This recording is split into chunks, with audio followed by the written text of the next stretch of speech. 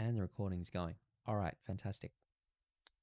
So today we're talking about time series. So I want to start off by talking about what exactly time series is, why we're interested in studying time series, and why time series is useful. More or less, the way that I think about time series econometrics is that, well, I should say that I'm a time series econometrician. I first started really being intrigued by time series back when I was an undergraduate student, and then when I did honors and did my PhD, I got more and more interested in time series econometrics because that's really where I find a lot of developments in modern econometrics are really addressing. The thing with microeconometrics, at least in my point of view, is that there are only so many questions that you can ask from a societal perspective before most of those questions have been answered by someone else before. So what I mean by that is there's only so many ways that you can ask, well, how does education affect your wages, or how does punishment affect crime rates and things like that? There's only so many questions you can ask, and really by this stage, most of those questions have more or less been answered in different ways. And sure, there are still people working on these questions and finding novel ways of answering these old questions, but by and large, most of these problems, in my opinion anyway, have already been investigated by lots and lots of people before. The thing with time series, especially with forecasting, is that it's a little bit different because the goal of forecasting, especially in time series where that's a really big deal, is not so much just to try and answer these questions, but it's to get better forecasts. And the quest to get better forecasts is a quest where you can always improve, right? So you could have a forecast of certain accuracy today, and as technology improves, as our understanding of the models improve, as our data collection improves, so on and so forth, we can generate much better forecasts. And that's in and of itself a really fun place to be. It's a science in many regards in terms of the way that we look at it. We're interested in better forecasts, not just because it's practical use, but because that's pushing forward the envelope of what we're able to do. So what we're going to be doing today is just to have a look at some basics in time series, talk about some basics of forecasting, and I want to touch on several important issues that I think I'll need to talk about in terms of just making sure that we understand the basics, and then we can talk about where we're going in the next sort of 2 weeks when we're going to be talking about some more advanced time series techniques. Daniel, yes, at some point. I haven't had the chance to edit it yet because I've had to mark the second assignments, but I'll do it over the weekend at some point. Okay. So let me share this with you guys and we'll start talking about some of the basics of time series.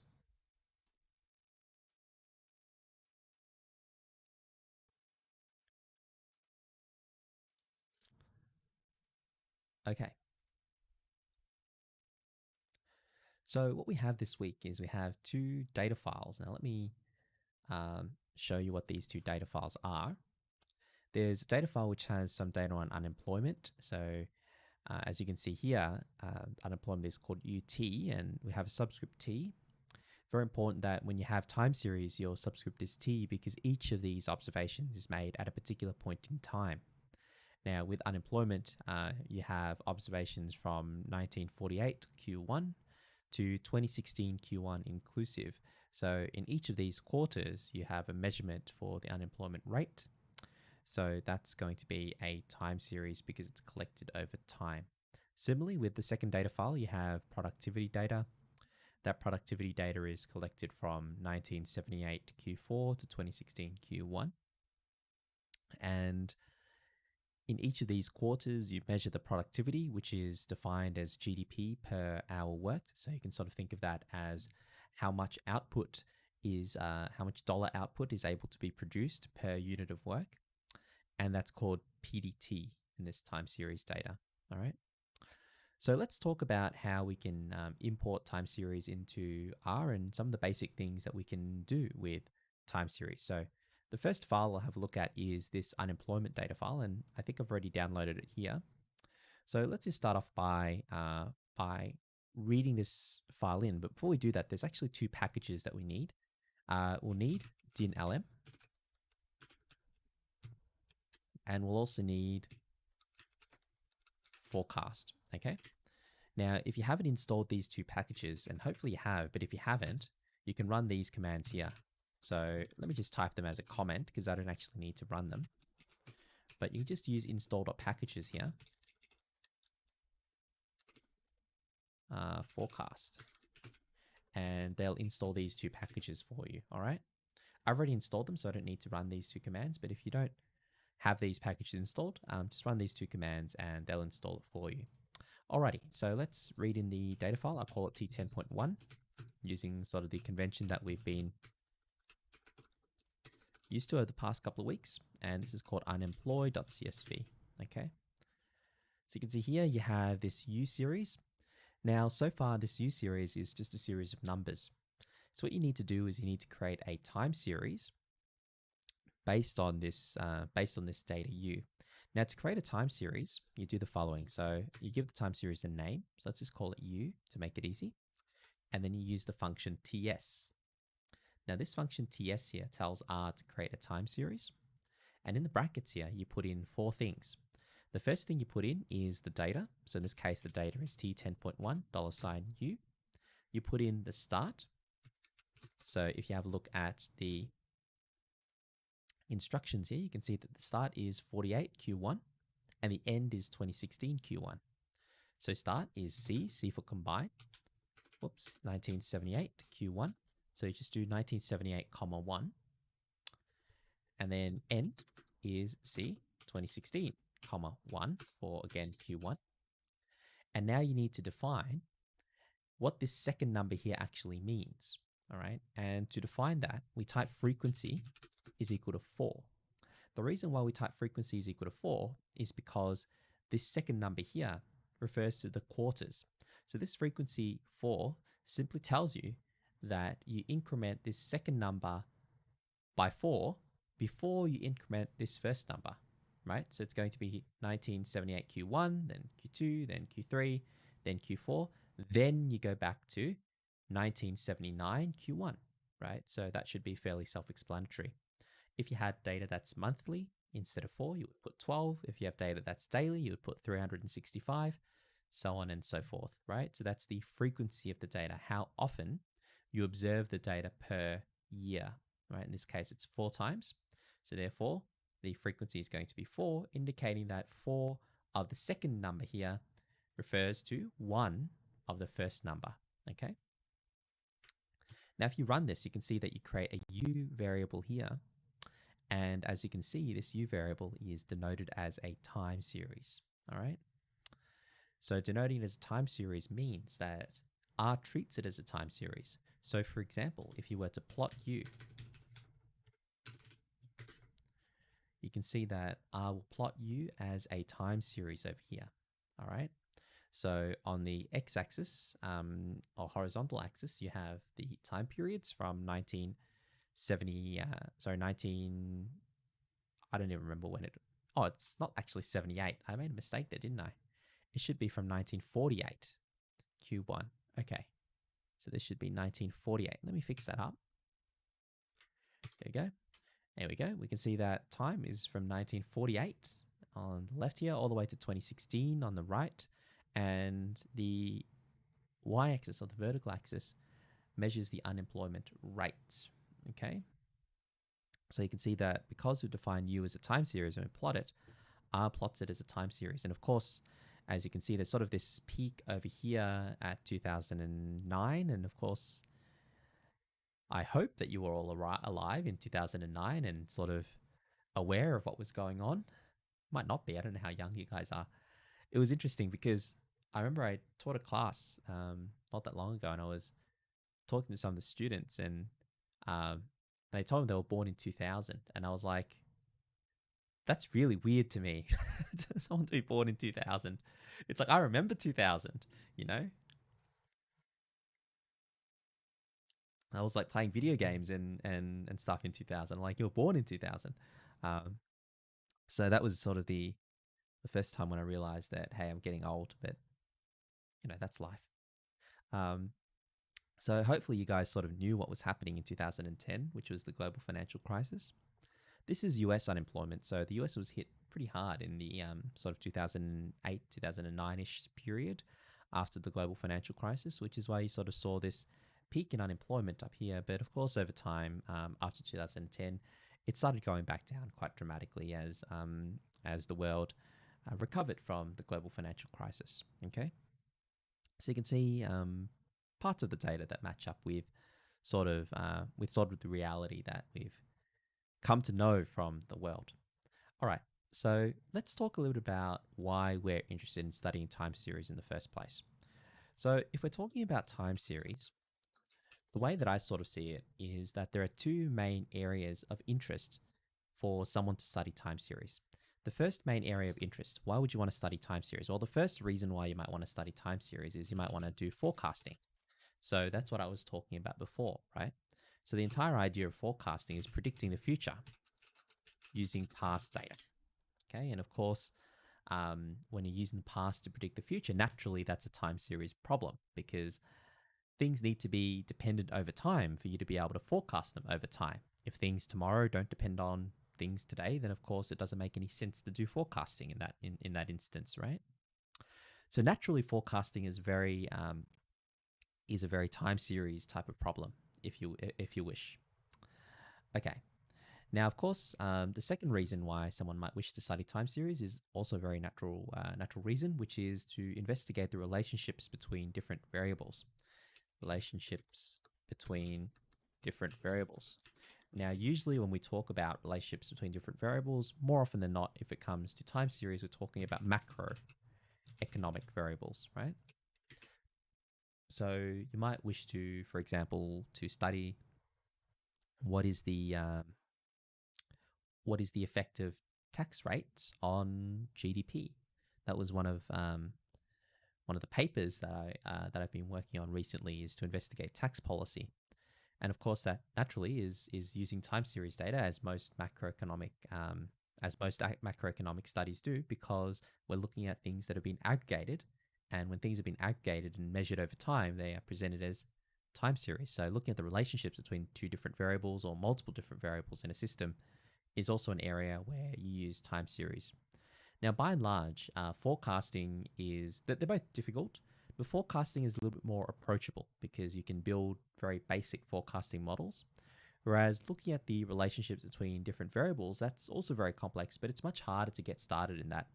And the reason for that is, just like with microeconomic analysis, you can't just regress two variables and expect to get some sort of a causal outcome. So just like you can't sort of take wages and regress it on education without any controls, you can't really just take GDP and regress it on tax rates without any controls either.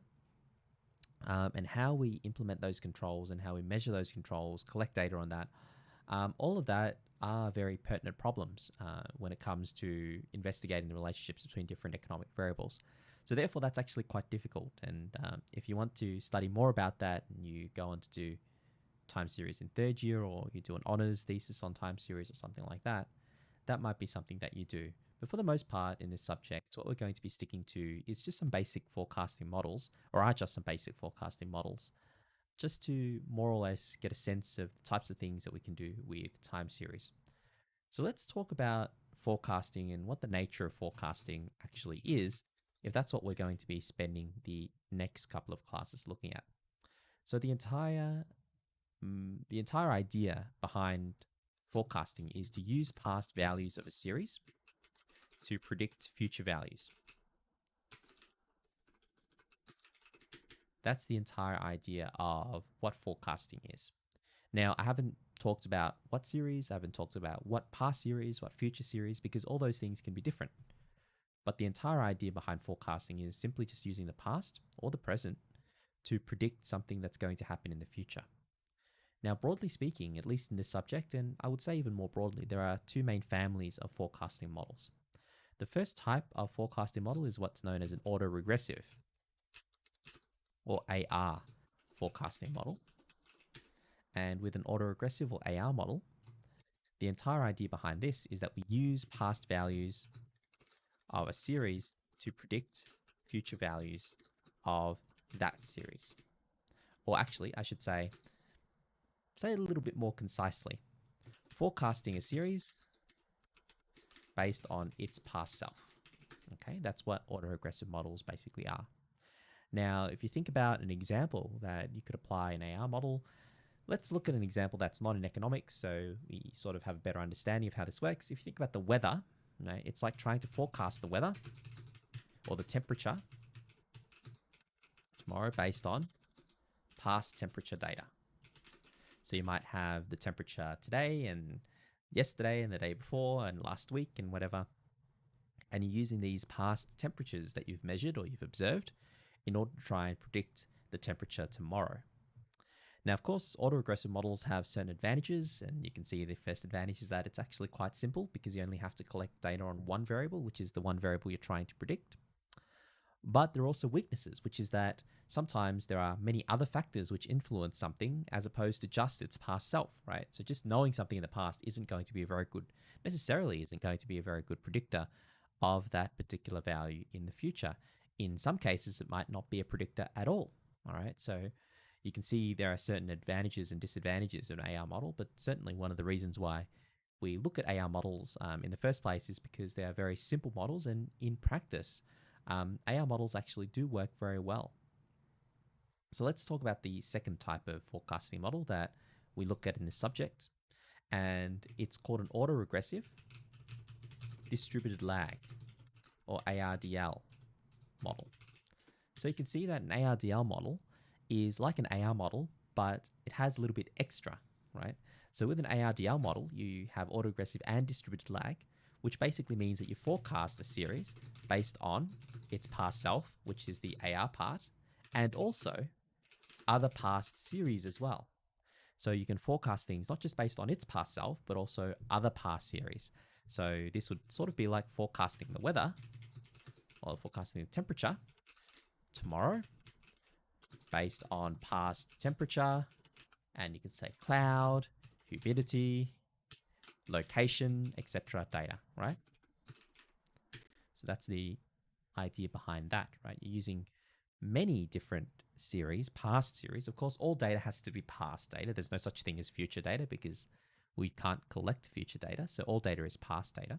But you're using not just temperature itself, but using other past variables in order to try and predict temperature.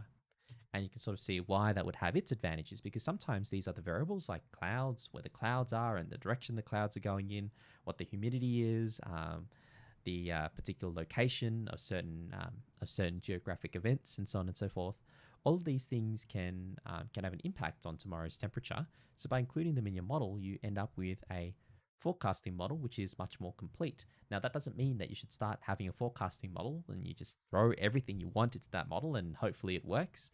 I'll talk a little bit about why that might not work later on, but you sort of have to be pretty judicious about what you choose to put into your model and what you choose to not put into your model. So it's not an exercise of just trying to come up with the biggest, baddest forecasting model you want, because to be honest, that's probably not going to work very well, because you're going to find dependencies that that are not really that relevant.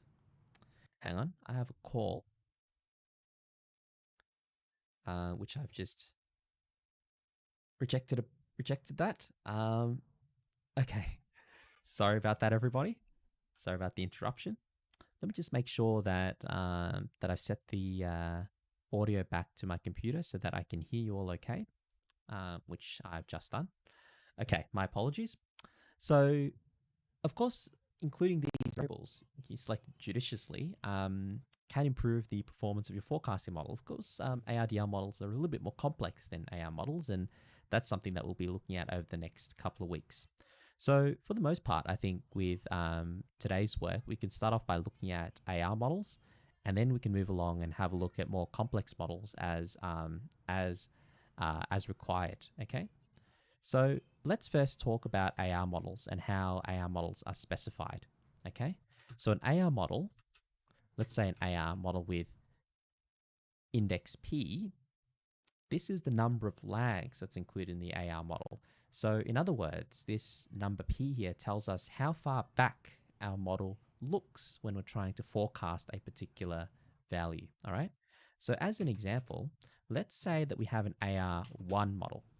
An AR1 model simply means that we only look one period back, right? So what we do is we regress YT. So that model will look something like this, right? YT, we only regress that on YT minus 1. Okay, now Sometimes you might hear me using the word lag.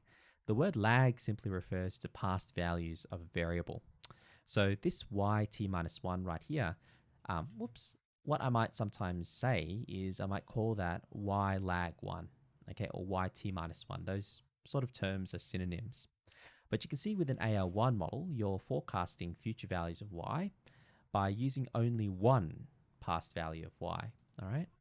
If you have an AR2 model, I think you can all sort of infer what that would mean. It's a similar model, except here you have not just yt minus 1, but you also have some yt minus 2, right? Okay, so you can see that you forecast based not just one period ago, but based on 2 periods ago, all right? Now, again, I should mention that including more lags has its advantages, of course, right? You're taking in more information, but it doesn't necessarily mean that you should include as many lags as possible. That's actually it's actually bad, and studies actually show that including too many lags actually harms the forecasting performance of your model, because you start taking things which are irrelevant into account. And when you start taking things that are irrelevant into account, your forecasting model performance actually worsens. So therefore, it's not a matter of including as many lags as you can, but it's more trying to find the optimal or the correct. I don't want to say correct because it's not like there's one correct answer, but it's about trying to find the optimal number of lags to include in your model in order for it to be the best possible forecasting model. Okay.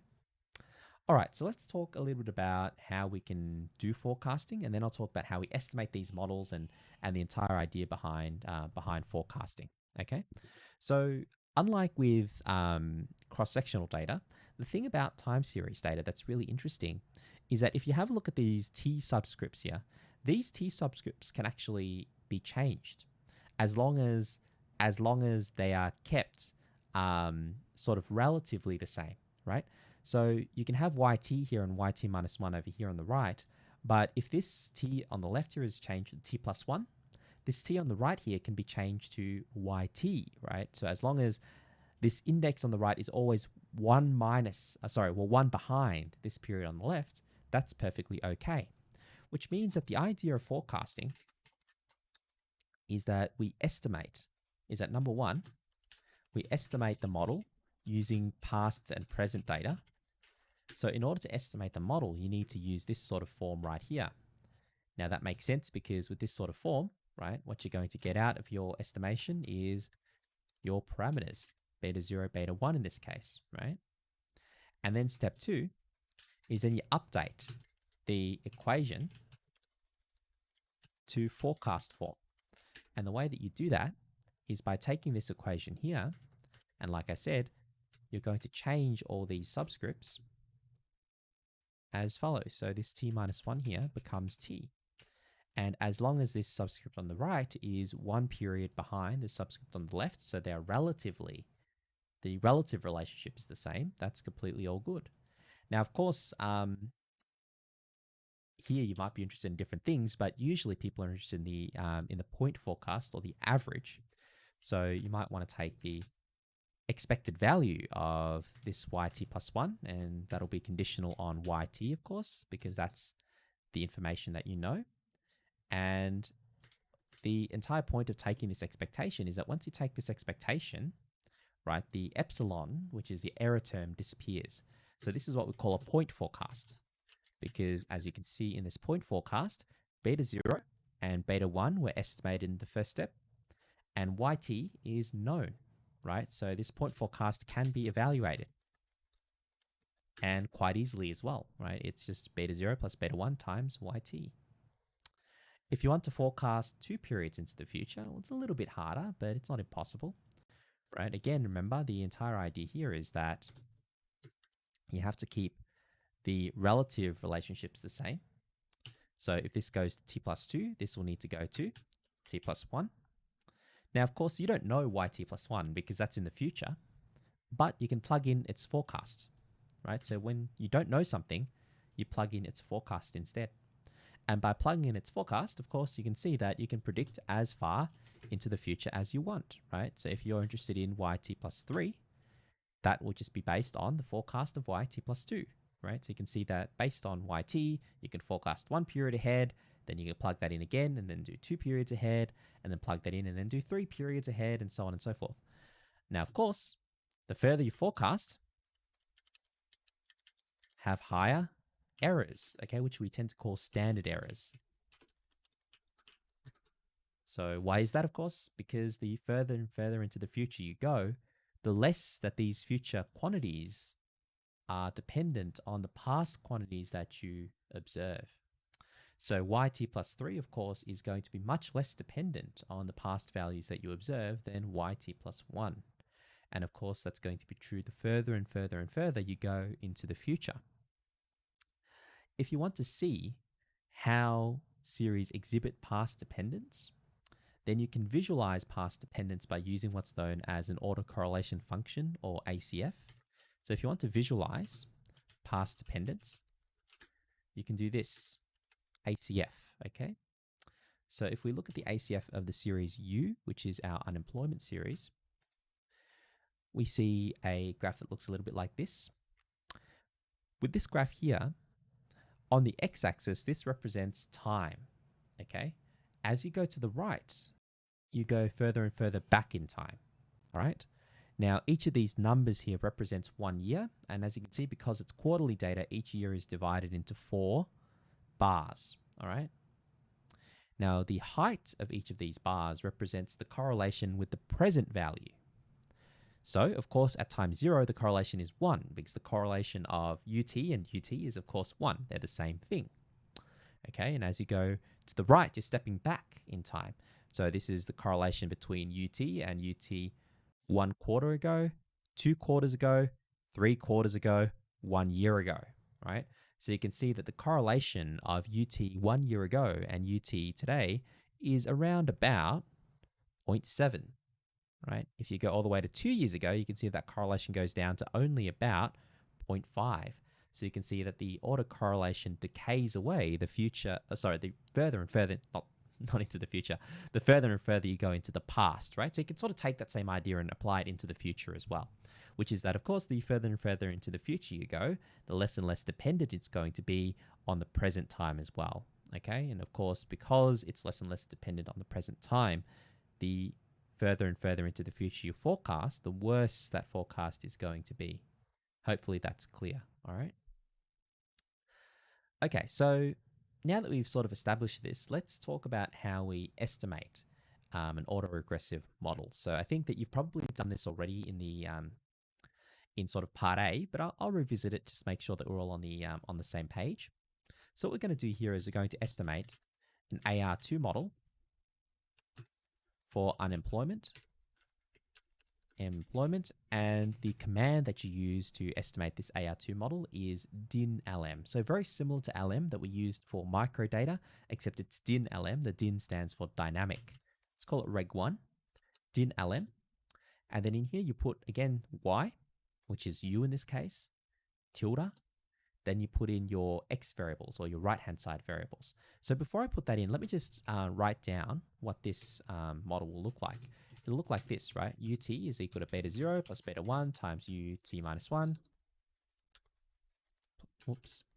plus beta 2 times ut minus 2 plus epsilon, right? So you sort of regress it on ut minus 1 and ut minus 2. To get these quantities here, what you need to do is you need to use L, right? L refers to the lag. And in that L function, the first argument that you put in is a series you wish to lag, which in this case is u, all right? Then comma, you put which lags you want to include. So you put the first lag, which is 1, and then you put a colon, okay, which is this thing here. And then you put in the lag that you wish to end with, which is 2. So this basically says regress u on the lag of u from 1 to 2, all right? And then if we summarize it, you can see here that indeed you end up with 2 lags, right? So you end up with lag 1 and lag 2. Both are statistically significant, as you can see right here. So both should hopefully give us a fairly good forecast, all right?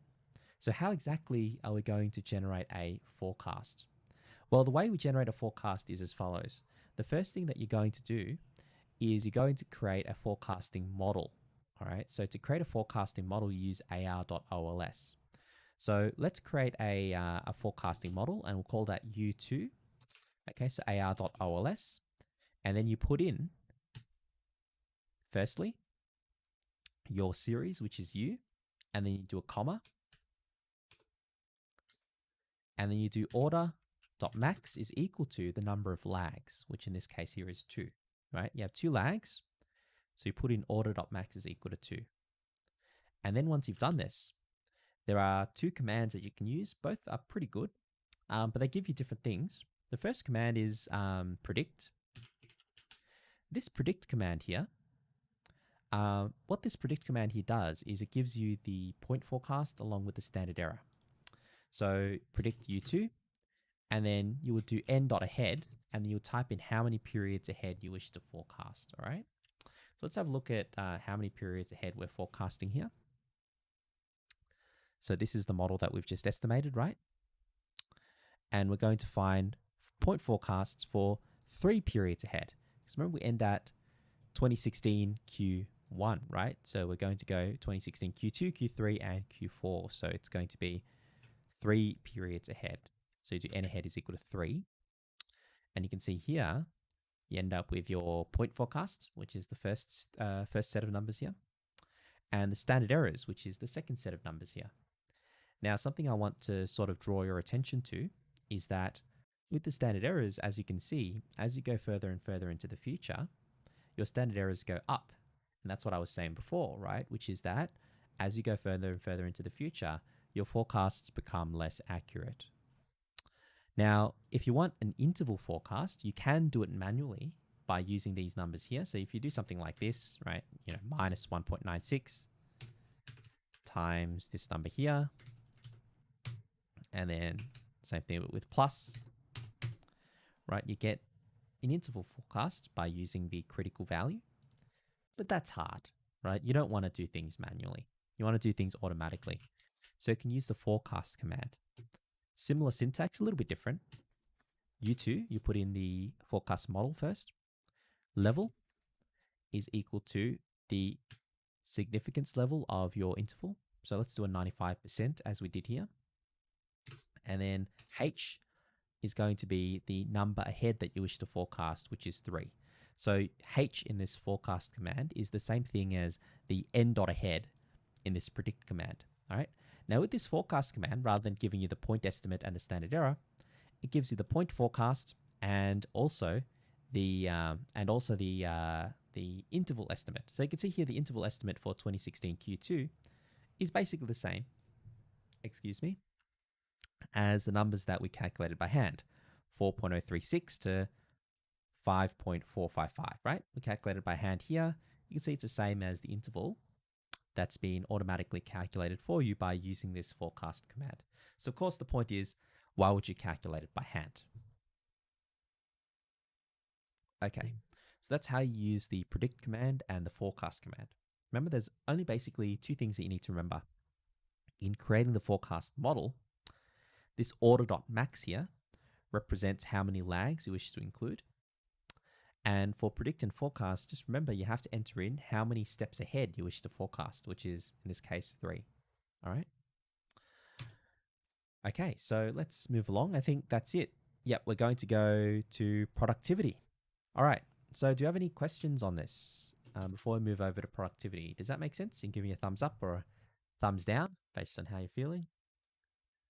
Getting some thumbs up. Good. What is H? H is the steps ahead you wish to forecast. So here you wish to forecast 3 steps ahead, right? Because you're going Q2, Q3, Q4 of 2016. Okay, so H represents how many steps ahead you want to go, right? It's the same thing as n.ahead in the predict command, but the forecast command just calls it H. Okay. All right, let's have a look at productivity. So let me read it in. T10.2 is read.csv. And what do we call this productivity series? I'm not going to be able to type this. PDTIVITY. Did I get it right? Yep, I did.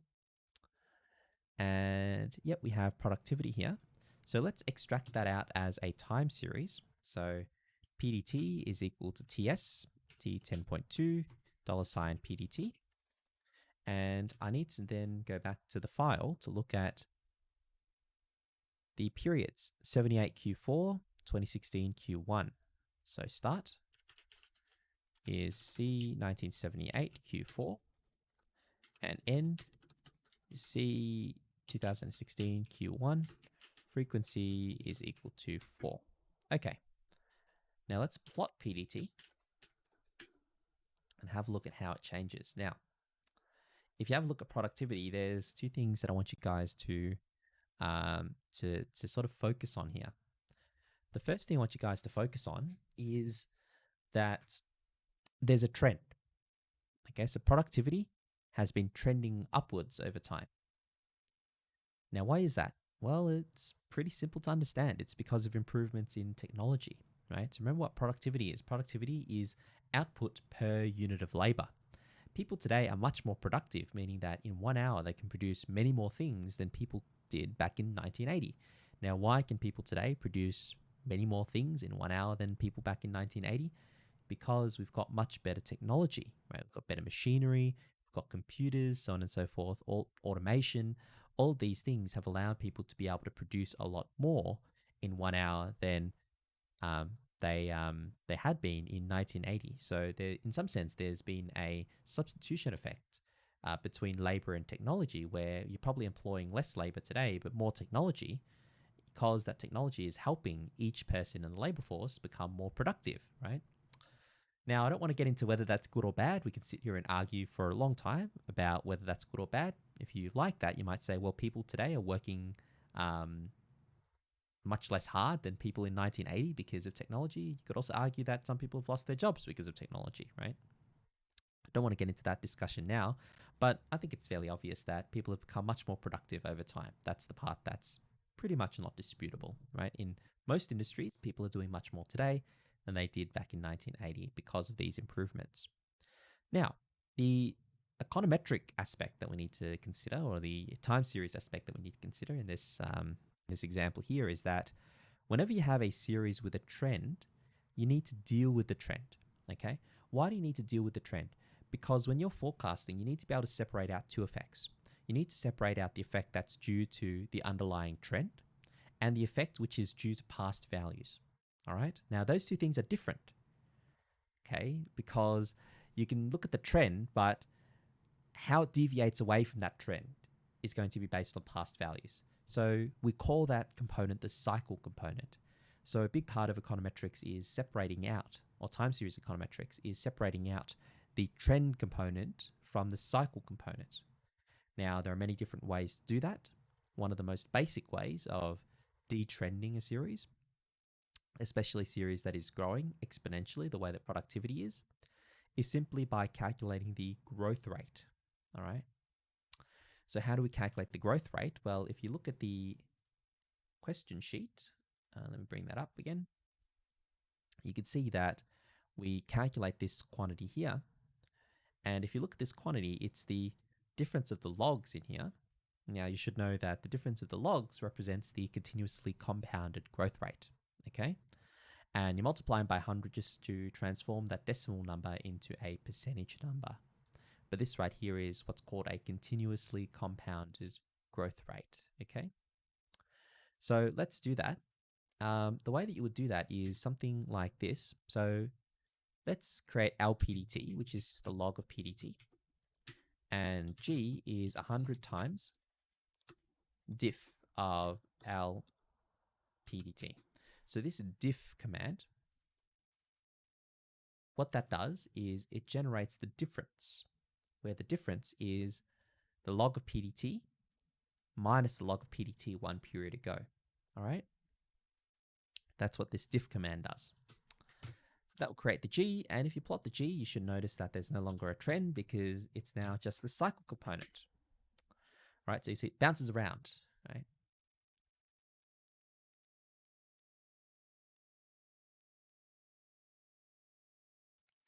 So you've basically detrended the PDT series, and this is now what we call stationary. Usually when we see a time series that has a trend, we refer to that time series as a non-stationary series, okay? And when you see a series that does not have a trend, so it tends to be flat, we call that a stationary time series.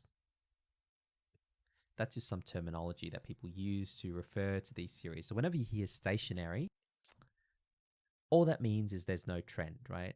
It's pretty straightforward. The words might be confusing, but the meaning is very straightforward. It just means there's no trend, right? When you hear a series is non-stationary, you just interpret that as the series has a trend, all right? Okay, so what are we doing with these, with these models here? What we're going to be doing is we're going to be creating some autoregressive models. So to create an autoregressive model, the first thing you need to check is you need to check to make sure that this growth rate actually has some time dependency. So in other words, past values are related to present values of this G variable. If they're not, then there's no real point in creating an autoregressive model because what are you trying to model, right? The entire point of an autoregressive model is to look at past values and how these past values affect future values and then take that relationship and apply it forward. So again, we first start off by bringing up the ACF, the autocorrelation function, which tells you, and I'll remind you again, that this is the correlation between G today, or GT, and GT in the past, right? And we can see here that there's significant autocorrelation for the first two lags or so.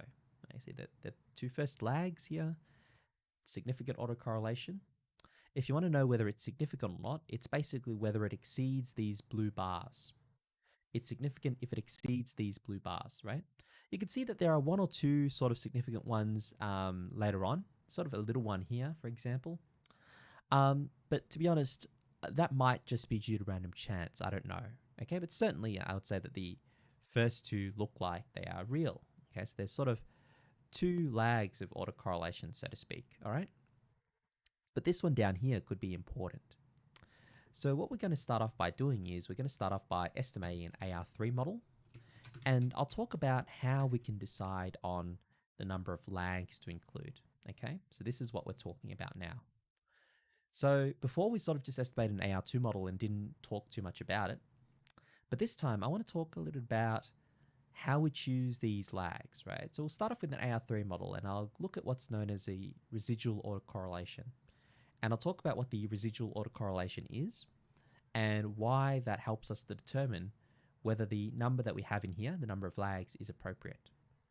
So the way that we estimate this model is as before. Let's call this reg2, din lm, G, regressed on lag of G, 1, 2, 3. Okay, and let's summarize reg2. Okay, so as you can see, the first three coefficients here, or the three coefficients here, excuse me, are all significant, okay? But what I want to look at though is the ACF of the residuals. So do reg2 $ residuals, okay? Now the reason why I want to do that is because what we do when we estimate an AR model is we basically decompose the autocorrelation of G to two parts.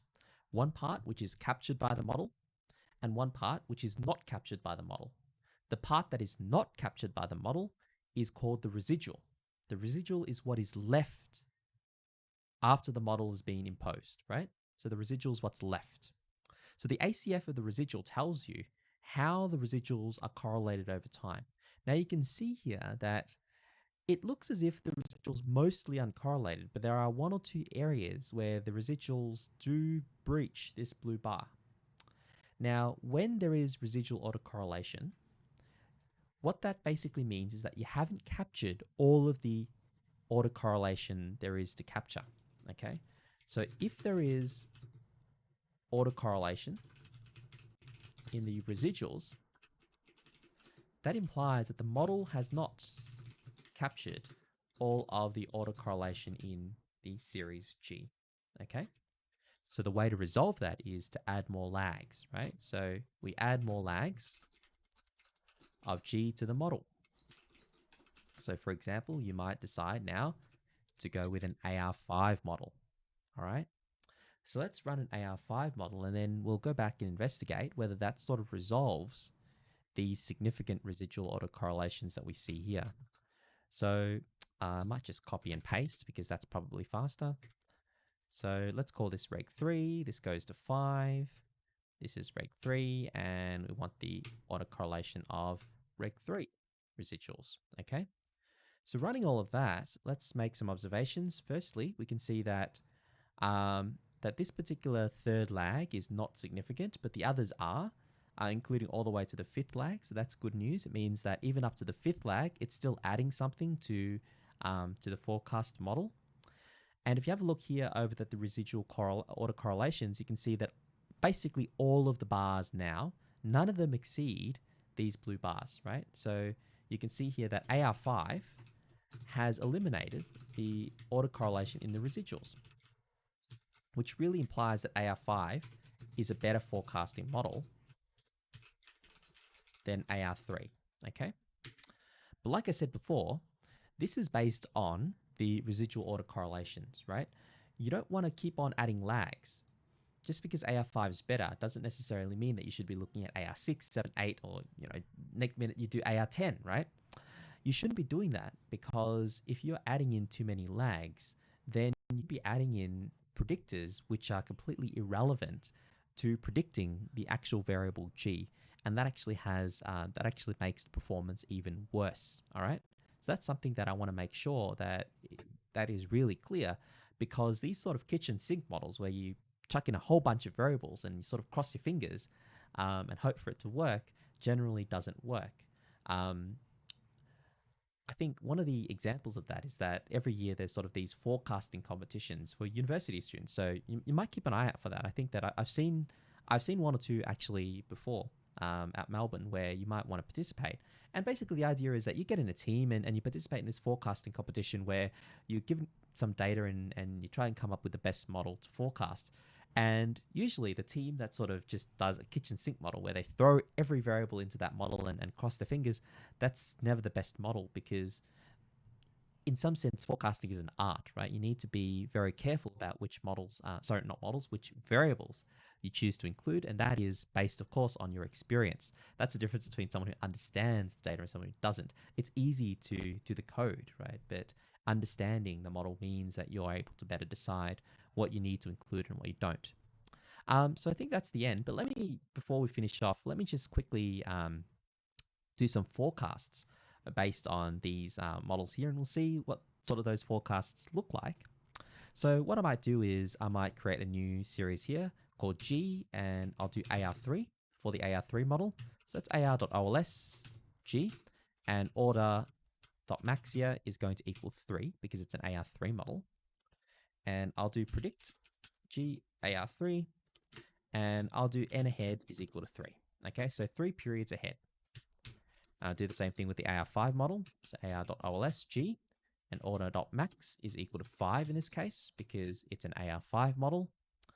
And I'll do predict G AR5 n.ahead is equal to 3. So again, I'm just going 3 periods ahead, right? So going 3 quarters ahead in this case. And let's actually compare the forecasts from the AR3 and the AR5 model to see if they look the same or whether there's some differences. So this is the AR3 model here. And, well, this is the AR5 model, of course. They actually are a little bit different. Not too different, but they're significantly different enough, right, in terms of the point forecasts. But what's really interesting, though, is that if you want to sort of see the evidence that the AR5 model is actually a little bit better than the AR3 model in terms of its forecasts, if you look at the standard errors, you actually see that the AR5 model has slightly lower standard errors because the forecasts are a little bit more accurate than the forecasts for the AR3 model, as you can see right here. Okay, so that's why you have slightly lower standard errors. And that probably can be traced back to that sort of issue with the residual correlations that we're talking about before. All right. But you can see here that you do get different forecasts based on the AR3 and AR5 model. So it is important to make sure that you're making the correct decision when it comes to which forecasting model you wish to use. And that's sort of relating all the way back to what I was talking about before, which is that you can't just sort of have a model and put everything in, right? There is a process for you to determine which is the best model to use and which are the best variables to include, and that comes with, of course, a lot of experience and training in how to use these different models. Okay. Alrighty, so that's the end of what I have to say. Let me stop the recording here. If you have any questions, let me know, or just yell out. Let me know in the chat if you want to have a chat. Otherwise, I'll see you guys again next week. Have a lovely weekend. Thank you.